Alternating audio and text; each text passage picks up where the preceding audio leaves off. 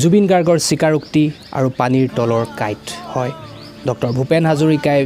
ভাৰত ৰত্ন পোৱা কথাটোক লৈ এটি কণ্ঠস্বৰ 7 ছেকেণ্ডৰ এটি অডিঅ' যথেষ্ট ভাইৰেল হৈছিলে যথেষ্ট বিতৰ্কিত হৈছিলে বহুতে কৈছিলে এইটো জুবিন গাৰ্গৰ নহয় বহুতে কৈছিলে এইটো জুবিন গাৰ্গৰ হয় কিন্তু শেষত জুবিন গাৰ্গে নিজে স্বীকাৰ কৰিলে যে সেই কণ্ঠস্বৰটো জুবিন গাৰ্গৰেই হয় আৰু লগতে তেওঁ ব্যক্ত কৰিলে তেওঁৰ সেই কথাখিনি কোৱাৰ আঁৰত থকা ক্ষোভ আৰু অভিমানৰ কথা মই এটা কথা আপোনালোকক আগতেও কৈছোঁ যে জুবিন গাৰ্গে কেতিয়াও লুকাই চুৰ কৰি কাম নকৰে আৰু জুবিন গাৰ্গে পুনৰ প্ৰমাণ কৰিলে কাৰণ সকলোবোৰ তেওঁৰ ফৰে আছিলে তেওঁক যথেষ্ট মানুহে ছাপৰ্টো কৰি আছিলে কিন্তু ইয়াৰ সুবিধা ল'বলৈ চেষ্টা নকৰি জুবিন গাৰ্গে নিজে স্বীকাৰ কৰিলে যে সেই কণ্ঠস্বৰটো তেওঁ আৰু ইয়াৰ দ্বাৰা তেওঁ নিজৰ সততাক প্ৰমাণ কৰিলে আৰু লগতে তেওঁৰ সেই যি অনুৰাগীসকলৰ যি বিশ্বাস যি তেওঁৰ ওপৰত আস্থা সেই আস্থা বৰ্তি ৰখাটো তেওঁ ভূমিকা ল'লে এতিয়া আহিল পানীৰ তলৰ কাইটৰ বিষয় পানীৰ তলৰ কাইট কোনবোৰ জানেনে যিবোৰে তলে তলে চাই থাকে ইয়াক কিদৰে ক্ষতি কৰিব পাৰোঁ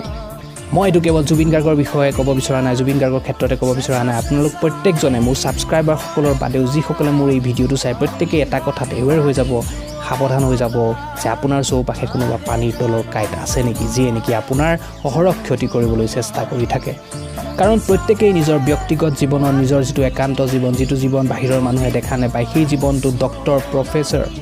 ইঞ্জিনিয়াৰ বুদ্ধিজীৱী যিমান ডাঙৰ মানুহেই নহওক কিয় প্ৰত্যেকেই স্লেং ইউজ কৰে বেয়া শব্দ ইউজ কৰে নিজৰ ফ্ৰেণ্ডৰ লগত যেতিয়া পাৰ্টি এটাত যায় নিজৰ ফ্ৰেণ্ডৰ লগত যেতিয়া খানা এটা খায় তেতিয়া স্লেং ইউজ কৰে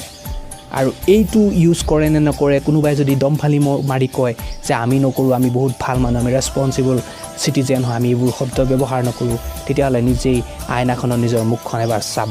অনুভৱ কৰিব হয় ময়োতো কওঁ কিন্তু আটাইতকৈ ডাঙৰ কথা হৈছে কি এইদৰে আপুনি যেতিয়া কয় আপুনি যেতিয়া এই ধৰণৰ ফ্ৰী বিহেভ এটা কৰে ফ্ৰী মানে I M A free bird টাইপৰ যেতিয়া আপুনি এটা বিহেভ কৰে তেতিয়া যদি কোনোবা পানীৰ তলৰ কাইটে যদি ভিডিঅ'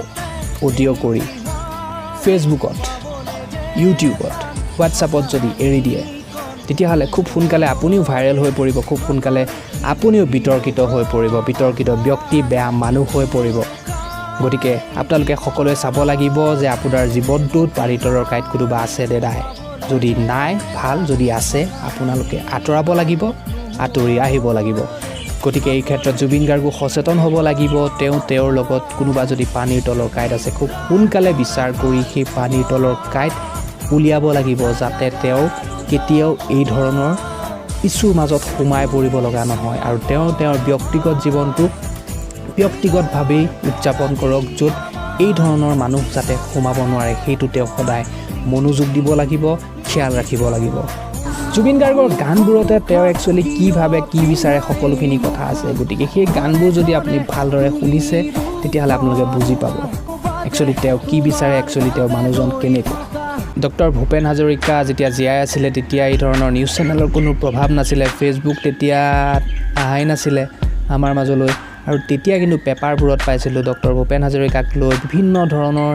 মানে নিগেটিভ নিউজ ওলাই লাষ্টত ডক্টৰ ভূপেন হাজৰিকা অসমৰ পৰা আঁতৰি যাব লগা হৈছিলে গতিকেতো সেই ধৰণৰ ঘটনা এটা যাতে জুবিন গাৰ্গৰ লগত বা অসমৰ সেইসকল শিল্পীৰ লগত নহওক যিসকল শিল্পীয়ে অসমখনক মনে প্ৰাণে ভাল পায়